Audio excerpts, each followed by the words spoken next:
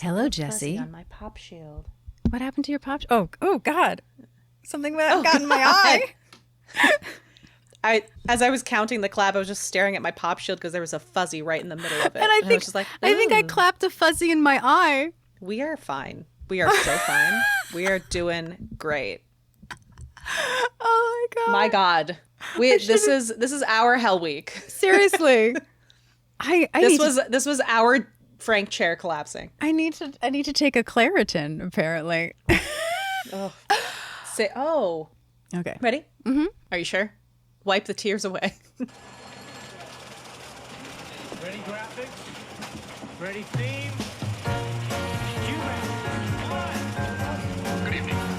For your information tonight, Hi, I'm Jesi Mullins. And I'm Lauren Milberger, And this is FYI. the Murphy Brown Podcast. Jim Dial, everybody. Men with less hair and the women who love them, Pure moods adjacent. like a laughing Frankenstein. Oh, I'm obsessed with this blue outfit. Because that's how great Jim is. And on today's episode, We'll be talking about Season 3, Episode 7, The Last Laugh. well, hello, everyone. Hello, Jesi. Hello, audience. Hello, audience. You may hear a special glint in my voice today because we are doing an episode. In the way that everyone was waiting for us to do Gold Rush for Lauren, I think everyone knew we were waiting to do this episode for me. Yes, it is a cornucopia of Jim moments. Oh, what a gift. Let me tell you, for Jim fans, obviously I don't think there's anyone here who's an anti-Jim fan. Yeah, no. But for those of us who are dedicated to our good old man, Jim, this handsome bastion of professionalism and just overall goodness, this episode is such a treat. It's such a payoff for all of us who have loved him from go. Not only do we get just a bunch of really funny, standard, like good Jim content and Doris, but we also get to see the other side of Charlie Kimbrough's excellence as a performer, Yes. which is this grounded vulnerability and sincerity. This packs a couple punches, like more than one punch. Yeah, and it brings up something that we've talked about in the past, particularly about Jim, but about comedy in general, is that, the laugh comes from not just the unexpected, but from the contrast. So the best thing to do is to take a character who is very, stoic and professional and put him in a situation where he becomes the exact opposite of what he is. Although I feel like he thinks he's being unprofessional. I don't know if I would say he's unprofessional. I would say he's a human. But it's it's putting him in a very big conflict and then getting to see him react. And I also think I would say there's also a conventionally unprofessional, like the convention of professionalism, especially for his generation. Oh, in yes. the role that he is. Absolutely. That's where that perception comes from. So I can see there was probably a group of people when this happened to him that thought it was very unprofessional. Oh, totally. We don't, because we love our Jim and we love seeing people break because it's fun. We love seeing the humans. But I think it's similarly, and this is something we talk about constantly, is the reason Jim works is also the contrast of casting someone like Charlie in that role, which we've talked about this before, is so funny to us now to perceive that as such a contrast when that is what Charles Kimbrough was booking a lot. To his chagrin, he was often booking that type of character. So casting him probably actually wasn't as against type as we know now, because we've had this time to understand that what makes Jim so great is the fact that Charlie Kimbrough is not a Jim, but type-wise in the casting world, he was seen as a Jim. So it made sense. But the truth of the brilliance of casting him is that he is not that man, but he understands it very well to play it to his comedy gold. Yeah, you got to be smart to play dumb. So this episode was written by Tom Palmer, who we mentioned in the first episode is new to the Murphy Brown writing staff. It is directed by Barnett Kellman, and it aired November 12th, 1990. So welcome, Tom, to the writer's room and our hearts. we reached out to Tom. This is the first time that we've had a writer that is not in the Murphy Brown book. So since we have self-written bios from the Murphy Brown book for all of our other writers, we thought as an introduction to Tom, we reached out to him and he sent us a little biography to read. Okay, so here we go. Tom Palmer became a television writer upon the realization that his first love and true talent, writing filthy limericks, would never bring him the acclaim, big money, and multiple wives he had always dreamed of. His come to Fair. Jesus moment was a fortuitous chance meeting with Diane English in a seedy, dimly lit urban parking lot late one night. She had a dead battery, he had jumper cables. It was dark and strange men were gathering. While Diane nervously waited for her battery to recharge, Tom took the opportunity to recite 47 of his best limericks. Sensing he needed a big finish to impress, he launched into what he considered to be his magnum opus. There once was a fellow named Spiegel who had an affair with a seagull. When Diane abruptly screamed and blurted out she would hire him as a staff writer on My Sister Sam if he would please just shut up. Adding that the traditional sitcom form was more than just 5 moronic lines and none of it rhymes, especially with the word pudendum. The next day, Diane bought a very expensive white Porsche with an exceptionally powerful battery, so something like this could never happen again.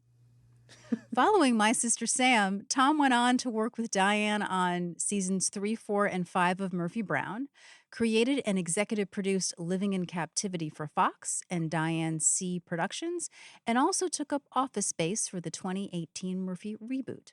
A few of Tom's other credits include Coach, The Naked Truth, and Mad Men, which had absolutely no problem with the word pudendum. They didn't. No, they did not. So that's Tom. So welcome, Tom. We're so happy you're here. I am particularly glad you're here because you have brought me one of my favorite episodes. Now we have the TV Guide synopsises for these. We have Murphy's antics have Jim in stitches on the air, but it's no laughing matter when he's so broken up over breaking up that he decides not to return. And then there's a description when it was rerun that refers to it as an infectiously funny repeat that spotlights Charles Kimbrough. Which we all agree. The episode, we're back to a montage with a song. We are. We haven't had one of these in a while. So before we get into what the song was, it is a montage of serious, iconic anchormen ending with the one, the only, Jim Dial. Now, Lauren, do you have the list of who is on there? I have a question for you. Okay, so we have Yeah. Murrow, Cronkite, and then someone I can't place. His outfit looks it's from the 70s. I Googled a bunch of people who I thought it could be, as well as 1970s anchors. And I'm sorry, people who are probably yelling at us who are older than us, I couldn't figure out who it was. But then we have Brokaw and Mike Wallace and then Dan Rather. I will be honest, I wrote down those ones and then I just kept watching because I was like, the one I don't pick out, Lauren will know. And I don't. I'm sorry, everyone. So, y'all, we finally did it. We finally dropped the ball on one of these. So please tell us. What matters is it is great, iconic anchormen through time, all noted for being voices at very important moments in current events of the time, voices of reason, voices of stalwart professionalism. And the last one we see is, of course, the most current, Jim Dial. Yes. But what is the song that's Yeah, playing? so it's Something About You, sung by the Four Tops. Now, we have had songs from the Four Tops in episodes, but they haven't been in the opening. So I thought this would be a great time to talk about the Four Tops since we haven't really gone into their history. Just to remind people, the songs that we had originally were Reach Out, I'll Be There, which is in Soul Man, and then Baby, I Need Your Loving, which of course is Jake and Murphy's song. Now, quickly, Something About You was released in 1965 as a single off their album titled Four Tops' second album, which makes me laugh. The song reached number 19 on the Billboard Hot 100 and number 9 on the Billboard R&B chart. It was written by Jesi. Holland Dozier Holland. Something About You is very distinctive in the Motown sound of tight harmonies and a driving rhythm section, but it is also apparently known for its guitar riff, which is not usual for Motown, but as we talked about in My Girl, is something part of that song that is quite famous. Mm-hmm. The same man did both guitar riffs on both songs. Robert Wife of the Funk Brothers. We have talked about the Funk Brothers before. Oh, that Yeah. makes so much sense. Right? Yeah. The song is considered a staple of the Four Tops, as well as one of the best songs of all time on many lists. And for Jesi, Holland Dozier Holland. they were sort of their muse. This was sort of the known male group that the songwriters Holland Dozier Holland wrote for. Mhm. Other popular songs include I Can't Help Myself, Sugar Pie Honey Bun in 65. Oh. As we mentioned, Reach Out, I'll Be There in 66. It's the Same Old Song, which I will not go into because we will be going into the history of that song later on in the season. Yes, we will. The Four Tops are considered part of the pantheon of groups that are considered the pioneers of the Motown sound. That would also include the Temptations, the Supremes, Martha and the Vandellas, and Smokey Robinson and the Miracles. Interesting enough, the Four Tops started as the Four Ames, and like many Motown groups, began singing in high school in Detroit. The members included Levi Stubbs, Abdul Duke Fakur, Ronaldo Obi Benson, and Lawrence Payton. They performed together with no replacements from 1953 until 1997. Jeez. Now, what's also interesting is that they were notable because Stubbs was a baritone, whereas most lead singers in vocal groups like this were tenors. Mm-hmm. And also, when they signed with Motown originally, they were not an instant commercial success until they paired with Jesi, Holland Dozier Holland. and the group started to produce hits together. In 1967, we have mentioned that Holland Dozier Holland left Motown, and then in 72, the Four Tops also left. They signed with ABC, hoping to have more control over their music, but they never really reached the same success or sheer dominance that they achieved at Motown. The Four Tops were inducted into the Rock and Roll Hall of Fame in 1990, into the Vocal Group Hall of Fame in 1992, and Rolling Stone ranked them as 79 on their list of 100 greatest artists of all time. I don't disagree with that. Right? So we make our way into the wrap of what was the week's FYI production. And Corky is signing off. She says, and so ends a day in the life of the women at the Lexington Federal Penitentiary. Jim? Jim looks at her, thanks her, says it's interesting, the correlation, the remarkably high number of women on death row who never joined a sorority. And Corky just looks so proud of this like journalistic deep dive that she did. This correlation she found was like, look at how few of them were in sororities. What I love about this is that this is a very important issue, right? Corky still isn't quite there of understanding the seriousness of it. I actually disagree. I think she understands the seriousness. I think the filter with which she tries to find the answers is skewed. Like, I think the joke is the fact that she found it really serious, but she's still filtering through her life experience. So to her, she's like, maybe what they were missing was that female community that was so bolstering for me and was such a positive outlet. And like, but what I love is everyone's like, okay. Like she's trying, but her filter is flawed. She's trying to use her at the moment, which is, I don't want to say limiting. I know many people had very positive experiences in sororities, but like she's only filtering it through sort of her lens at the moment, I guess is what I'm getting at. And that she will eventually sort of be able to see her stories outside that lens. Yeah. And what I think is great is like, this is one of those excellent moments of character development where we didn't just quote unquote fix Corky and make her a Murphy. We like, she is growing so much. And so now she's in a position of wanting to have a serious topic and dive into it and really try to understand from a human perspective. Yeah. And it's just, the joke is that, you know, it's Corky looking for a humanitarian perspective. Yeah. it's sweet. She's trying real hard. It is very sweet. Hey, that is a fact. I guess it is a fact that exists. And that's the thing with journalism and research is there are facts in front of you and you can make something of them or not. And she did. I'm proud of her. She's very proud of herself. She also has a beautiful magenta blazer with like a black floral shirt underneath. It's a beautiful outfit. It is. Yeah. Murphyson, for your color resolution on your screen, was it like a peach color for you? It feels more paler than peach for me. Right. And that's the thing that really got me is that usually someone with her coloring wouldn't look so damn amazing in such a pale color. She looks incredible. it's actually kind of amazing that Candace looks good in both versions of 80s female fashion. We've talked about the, you know, the early 80s and the soft pastels and Yeah. the sweetness that we kind of correlate with Corky. And she also looks incredible in the harsher, stronger tones of later 80s, early 90s. I also want to point out that Jim bringing this up, this is something that will be alluded to later in the episode, which is Jim's ability to wrap up the evening improving, ad-libbing in the moment about the show that had just happened. So he was listening to her report and then comments on a fact from the report Yes. that not only is something of interest that he noted, but also celebrates his fellow coworker. Yeah. Like he's actually elevating her and making her look good and bolstering her self-esteem. So I just wanted to point that out, what Jim does here in his wrap up. So he signs off. This has been another edition of FYI. And I went, the Murphy Brown Podcast, and says goodnight.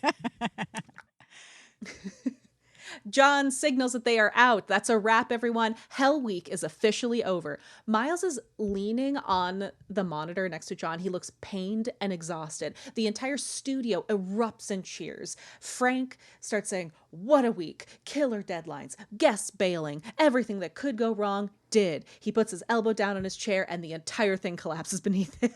I love this joke. I know that it's like It's a pratfall so is such an funny. old joke, but it works for him, particularly because then he's below the Oh, desk and you hear, man. oh man, like just the voice of like Frank, because you know everything always like Yeah. that happens to Frank. He's just like, Well, and it's not just like, I think in some, he would have put his elbow down and the arm would have fallen off, or he would have like leaned back and the chair would have tipped over.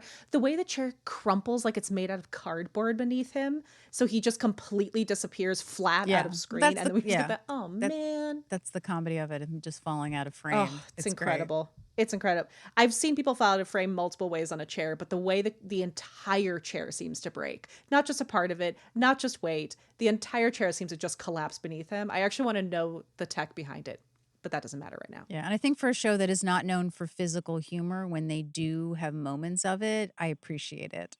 Murphy stands up and challenges Frank, asks what he's complaining about. Her earpiece blew out halfway through her interview. She takes her earpiece out and then asks, where are we getting our equipment these days? The Home Shopping Network? And I want to call out Oh, it's this so good. unique direction choice that I see in specifically in this opening scene, which I think is freaking brilliant for a very specific reason. And like, shockingly, we love Barnett's direction. Shocking to hear, I know. But what I love about this, and I'm curious if this is part of just like when you work on a show long enough, you get to play with different things every once in a while, because we've been noticing some fun camera and blocking and direction choices this season so far. But so she takes out her earpiece. She says this line about the Home Shopping Network. We see her begin to, and then we cut to the next frame and she's tossing it in the air toward Miles. The camera tracks the earpiece in the air. Miles catches it. He then tosses it to John and then continues speaking and walks back into It's so great. to the desk. What I love about it, and it's something that we'll see later with a fax that comes in, is this movement and the camera tracking the movement. It makes the scene very alive, like live television, and exciting. It's putting this kind of clock on the action of like they're all in a hurry and they're trying to get out of here, and then this thing needs to happen and we're following it, and it's so alive and not static that it really adds to what happens in this opening scene. And I just think it's really, really fun to watch. It also shows what a well-oiled machine they are, that they all like work really well together from in front like of the a play. camera and behind the snes. Yeah. Yeah. Yeah, the entire scene is like ready to go. They can do this in one shot. It's incredible. Which I think is actually very interesting that they clearly shot her mid close up of her taking it out and saying that line to Frank. And then they cut to the wide shot that they did for that piece of action, but they clearly did the whole thing in one take at that moment. So I think it's fun that we get the cut to the actual wide. Anyway, so Miles, after tossing over to John, steps up to the desk and gives a speech to the room. No one stops. Everyone's just packing up and trying to get out of there. He says, guys, you got through with flying colors. It's weeks like this that push us to the wall, test everything you got. And when you come through it the way you did, at this point, Frank has appeared next to him, just brushing off his person as Miles talks. Well, what can I say? Stunning effort, everybody. Jimbo, Corkster, Francarini. And Miles rubs Frank's head like he's like a dog. Like he's like ruffles his hair with his little reiny. And then he pulls his hand back, looks at it horrified. Frank slowly looks at him, says, "I've asked you not to do that, Miles." And Miles is just staring at his hand in horror.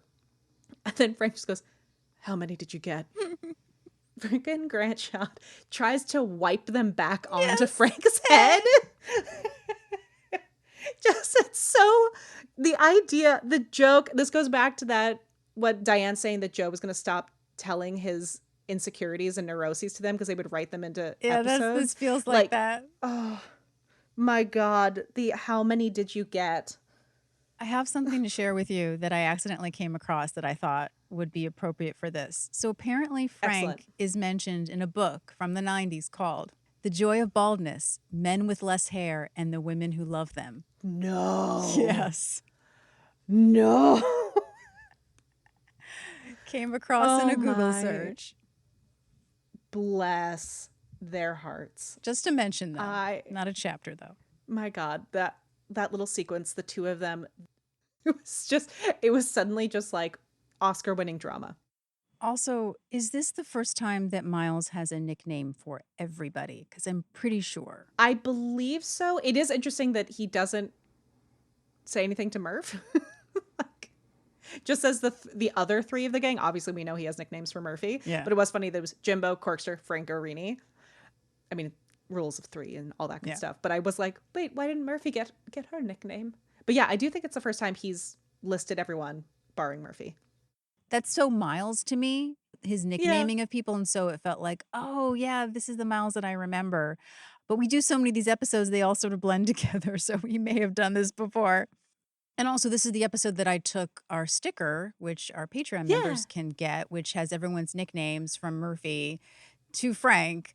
But I got most of them from this episode. So at this moment, we hear phone Miles, and Murphy says probably his girlfriend, which this is Audrey. So probably his girlfriend. She calls him after every show to tell him, and then she does this little hip twist dance. What a little stud man he is. And then she yells, "Hurry up, Miles. We want to go to Phil's."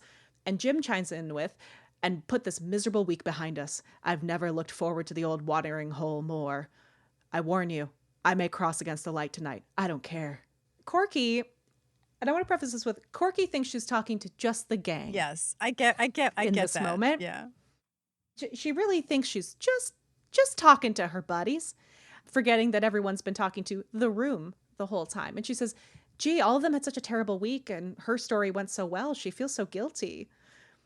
Which, kudos for this moment of self-awareness from Corky. I think it's really, really sweet. Like, she wasn't being overly... She is a sweetheart, but it wasn't one of those things where she's being like... Sometimes Corky thinks she's done a really great job, or talks herself up in a way that is perhaps unearned. And this is a genuine, like, coworker moment. She's not being so unaware or so full of herself that she's saying something that's actually hurtful. She genuinely is like, "I feel bad. My story went really well, and I feel bad. I recognize this happened." And she says, "You know what? Tonight, Phil's is on her."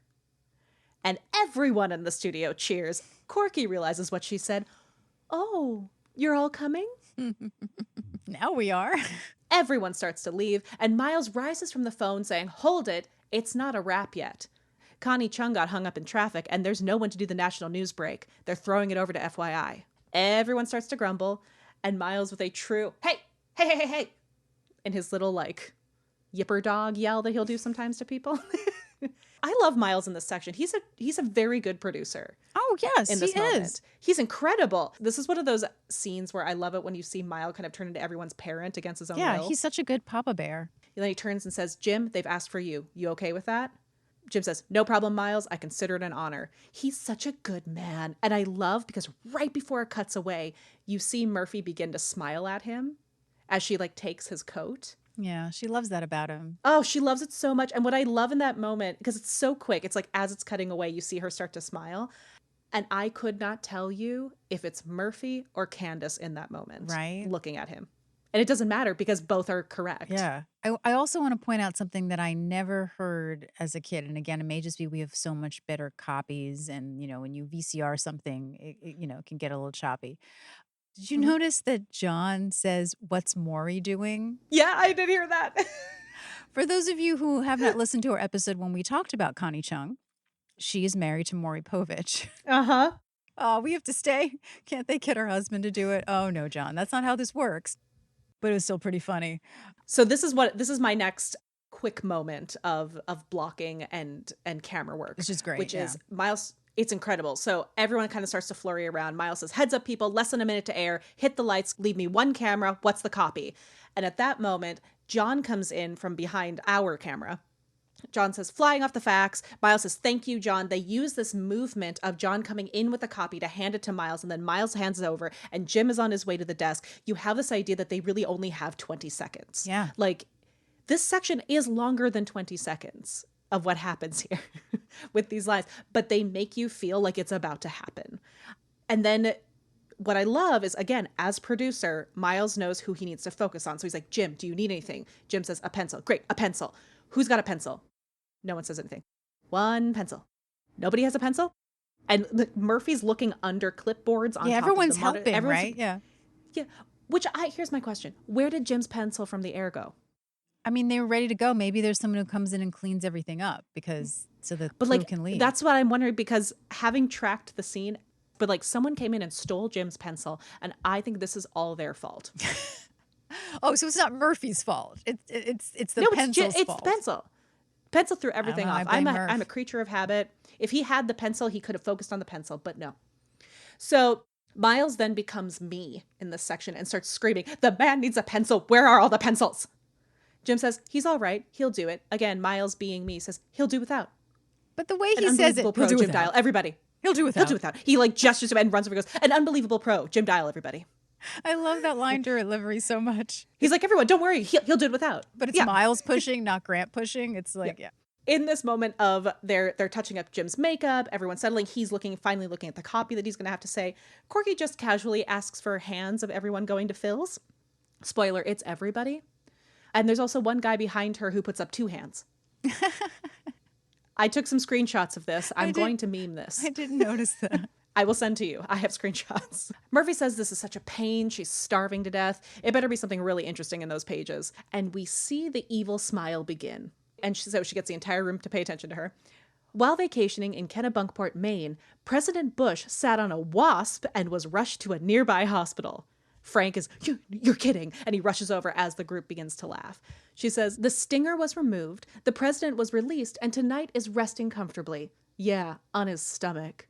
And then she does a Bush impression that I will not do. Dana Carvey does much better, which is, "Barbara, I'd like to turn over, but it wouldn't be prudent. Not at this juncture." So I have something that I found out by accident recently, not at all in research for this. It just happened. I've been listening to Dana Carvey's podcast, Fly on the Wall with David Spade. And he brought up the fact that it wouldn't be prudent, not at this juncture, is something that they wrote, that Bush never, ever said it. Yeah. And of course he didn't. Like, as an adult, I understand that. But as a kid, because I'm remembering this as a kid, it's interesting watching this going, okay, so that wordage is so in the vernacular now because of SNL. Another sitcom is taking a line written by another show to put it in here. Maybe not realizing it or not, but knowing that that will be something that people will recognize.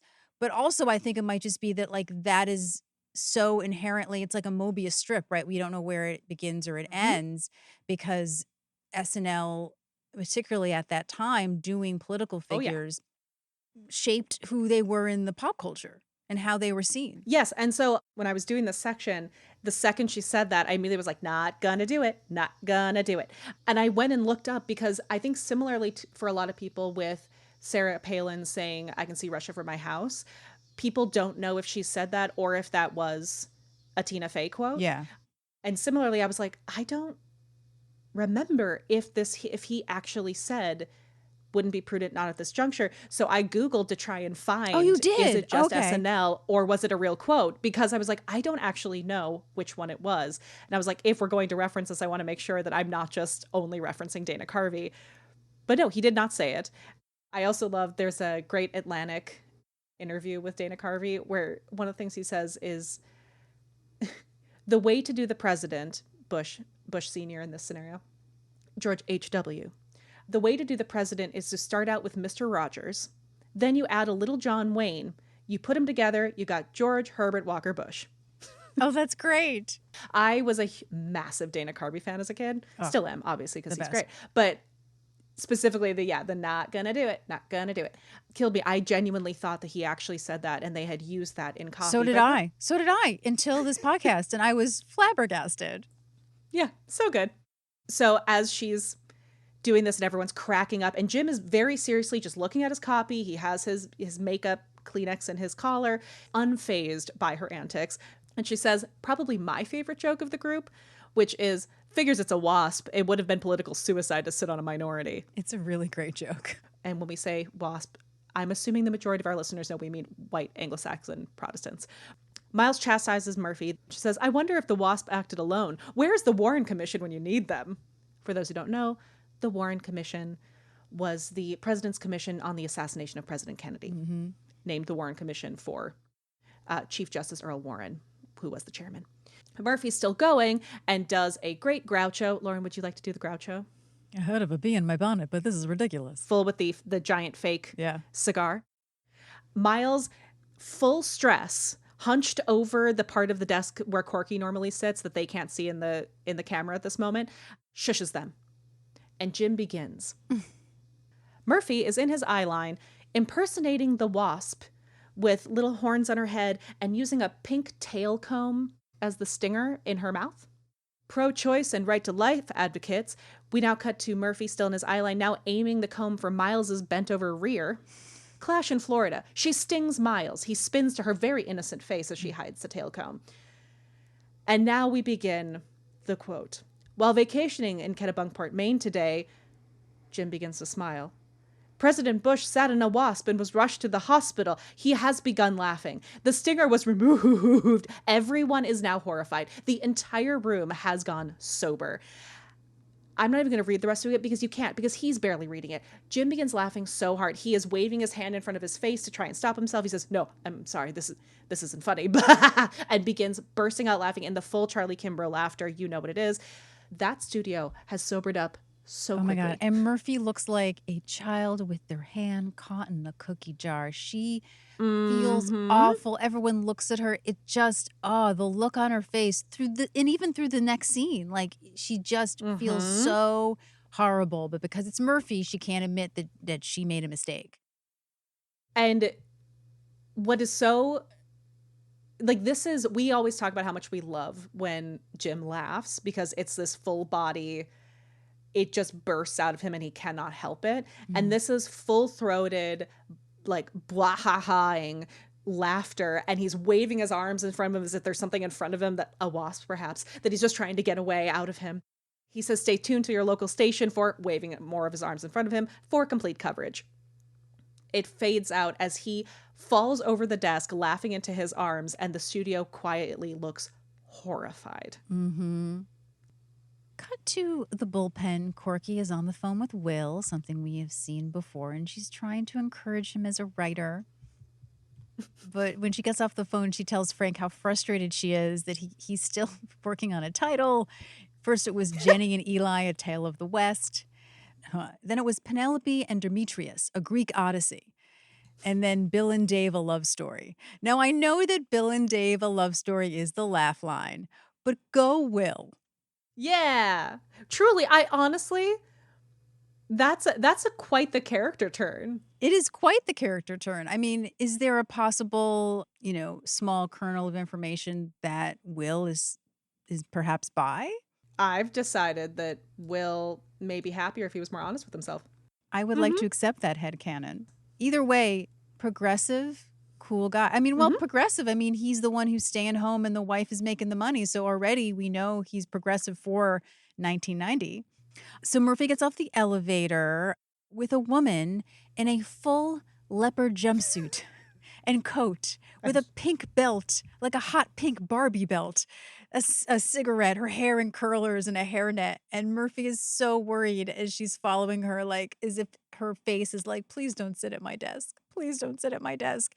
And of course she does. And she's like, oh, I knew it. Of course it was you.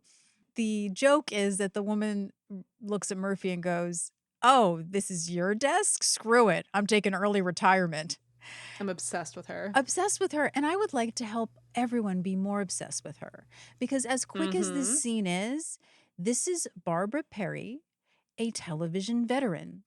She is actually our second actor from The Dick Van Dyke Show this year, because in the first season of The Dick Van Dyke Show, she played Maury Amsterdam's wife. Pickles. So she was on The Dick Van Dyke Show playing writer Buddy Sorrell, a.k.a. Maury Amsterdam's wife, Pickles, just in the first season. I love Pickles. Pickles is adorable. I mean, you can already tell from her voice, she has a very sort of old radio voice, they would say, you know, like it's Yeah. got this sort of like character to it, gravelly, it's interesting. So Perry was born in 1921. She lived to be 97. Her father was a keyboardist and a conductor, and her mother sang in the chorus at the Met, the Metropolitan Opera in New York, which led to her at the age of 4 making her debut as Trouble in Madame Butterfly. She was a member of the children's ballet of the Met's Corps de Ballet. She went on to study dance with a specialty in tap. She eventually came to LA, where she performed at the Hollywood Bowl in the 1930s for choreographers like Agnes DeMille.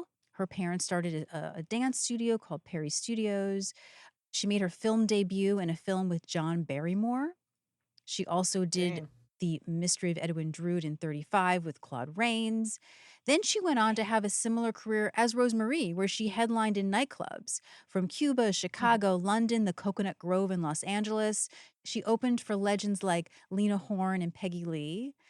She appeared on Broadway and off-Broadway in the late 50s, including a show with Eddie Foy Jr. as his dance partner. And I bring that up because I think a lot of people know the film with Bob Hope from 55, The Seven Little Foys. Yeah. Obviously, that's about his family. She studied acting at the Academy of Dramatic Art in London and then came home to appear in The Donna Reed Show, Bewitched, My Three Sons, Barnaby Jones, Andy Griffith, St. Elsewhere, and Newhart.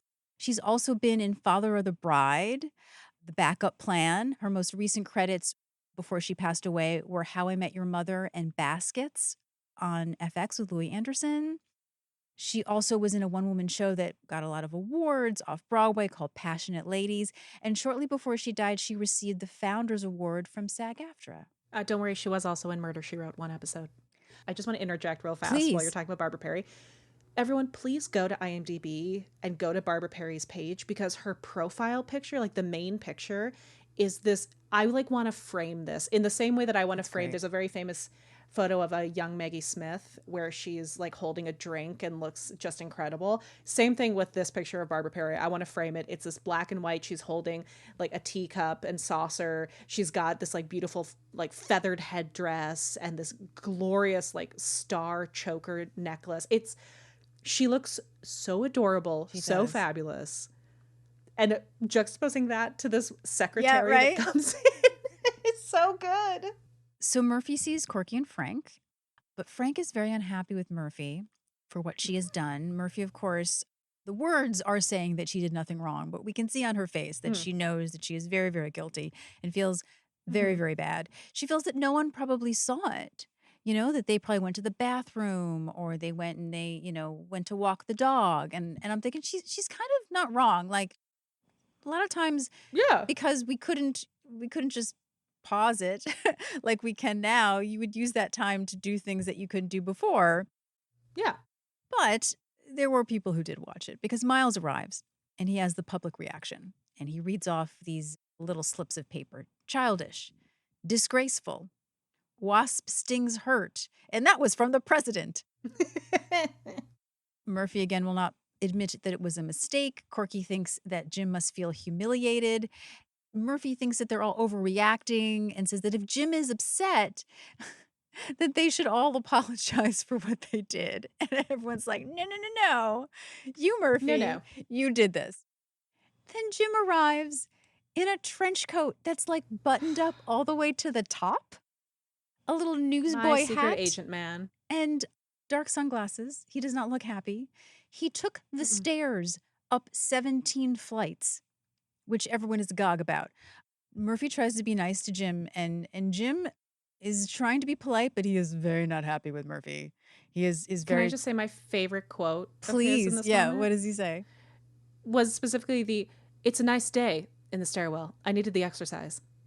The "It's a nice day" in the stairwell killed me. Please continue. I just, oh, Everyone encourages Jim to sit down for the meeting. They go to sit down, but Jim is not sitting. He won't be going to the meeting, and he was requesting to be relieved from next week's show. He needs time off. And Murphy tries to persuade him, and he's not taking it. He is giving no emotion. He is obviously holding back how deeply embarrassed and angry he is with Murphy. He is resolute. He is not going to be convinced by Miles. And I don't think I have ever seen Jim this upset with his friends. this scene in particular, I kept waiting for the joke. And I think what's so effective about it is that there isn't one. Like, it starts with the, like, it's a nice day in the stairwell, and we're kind of laughing about what he looks like. But this particular conversation, like, he's serious, and we're kind of waiting for release. Yeah, and there isn't. And we feel don't terrible get for it. him. And then we also, like, through Candace's face sort of map that she's going through, face journey, is just, you get what's happening in the scene without the dialogue. That you feel bad because Murphy feels awful, as she should. Because sometimes she doesn't feel awful about things that she does, right? Like, if it was Frank, maybe it would take her maybe a couple of scenes to feel awful, but she wouldn't, like, right off the bat. She knows what she's done is wrong. And she wouldn't, even if she did, she wouldn't show this kind of vulnerability, like this, like, air of almost pleading for him to release this tension between them, and he won't do it. And it's like an adult.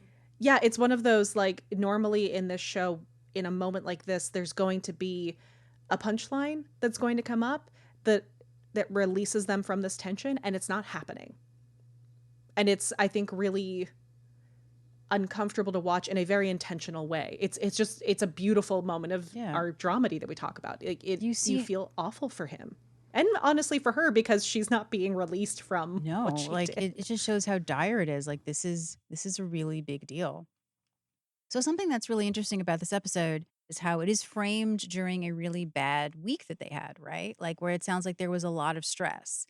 And people say, laughter is the best medicine, but, like, technically, laughter is kind of like really good medicine, and I think that this is a great topic to sort of briefly discuss because of the topic of the episode, but because this is a TV show that we enjoy, that makes us happy, that makes us laugh. The point of a sitcom is to laugh. And technically, laughter reduces the level of stress hormones like cortisol, epinephrine, aka adrenaline, dopamine, and actually growth hormones, which that surprised me. Yeah. The short-term effects of laughter include stimulating organs. Laughter enhances your intake of oxygen-rich air, stimulates your heart, lungs, and muscles, and increases the endorphins that are released in your brain. I think the endorphins is a big thing. And happy people just don't kill their husbands. Sure, absolutely. It can also relax your muscles for up to 45 minutes. Y'all, we need to laugh more. We really do. It improves your breathing. It reduces stress hormones. Was also some articles that said that it may help with respiratory illnesses. Okay, sure. I mean, especially with the right? idea of getting oxygen, and, like, something we talk about a lot as vocalists is, like, you can't laugh without having a full-bodied breath connection. Like, you actually breathe correctly when you're laughing really hard because you have to use your diaphragm to expel the air in a laugh. So it makes sense that would actually help your respiratory function. Yeah. And then connecting to that, long-term effects is that it does improve your immune system, which would make sense if you are fighting some sort of illness, right? Studies suggest that laughter can boost the immune system by increasing the production of immune cells and antibodies. A stronger immune system can obviously help handle stress and prevent illness. Really, the main sort of thesis of all of this is that it is an amazing stress reliever, whether it just lightens your mood or that it physically helps your physical health as well as your mental health. And I think that's really amazing. They said it can also improve your self-esteem. I believe that. I'm just thinking about all the times I've had, like, a good laugh and, like, what that actually feels like afterwards, like the the kind of echo after a good laugh with someone or by yourself. I'm like, yeah, that's all tracks, honestly. It really was amazing. And then also interesting enough is that there is something called laughter therapy, which technically has been around since the 14th century, when a French surgeon, Henri de Monteville, believed that patients benefited from relatives and friends visiting them to tell jokes. In the 16th century, there were people like actually Martin Luther who used humor when working with depressed people. Yeah. Through the 17th century, the 18th century, and in the United States, it became popular more in the 20th century during the polio epidemic in the 1930s, where hospitals hired clowns to cheer up sick children. And actually, for those who know the movie Patch Adams, Yep. which is based on a real person, Dr. Hunter Patch Adams, he established, and I didn't know the name of it because I haven't seen Patch Adams. I'm sorry, everybody. What? But it's called the Gesundheit Institute. Yeah. Because Gesundheit means health in German. But it also makes me think of sneezing. In 1972, dedicated to spreading humor and joy to patients. Lastly, I want to mention that in the 1960s that there was an ology, so to speak, that was started at Stanford University by Dr. William F. Fry, known as, and I hope I say this right because I'm not great with my Greek, gelotology. Hopefully I'm saying that correctly, coming from the Greek word gelos, meaning laughter. Cool. I think that the thesis of this episode is that watching Murphy Brown is good for your health. Yeah, everyone. We're just taking our prescriptions. Yeah. And Jim leaves. Next scene. Join us next week for part 2. Thank you for listening, friends. If you enjoyed what you heard today, please show us your support by liking, subscribing, and interacting with us on social media. Our handle everywhere is @MurphyBrownPod. You can also email us at murphybrownpod@gmail.com or visit our website at murphybrownpod.com. Share us with your friends. Give us a 5-star rating wherever you listen to podcasts. You can also support the podcast by checking out our Patreon. You can donate once or be a recurring subscriber and access exclusive deep dives on Murphy Brown and other related topics, as well as bonus content we had to cut for time. 100% of what you donate goes toward creating this podcast. So any way you are able to support, we deeply appreciate. And we'll see you next time for another edition of FYI, the Murphy Brown Podcast. I'm ready. Okay. You sure? Yeah, I mean, I'll be as ready as I ever am. Ready. I'm just dying I've got here. the black lung. Shit. Hold, please. Oh my God. I have too many drinks. All right.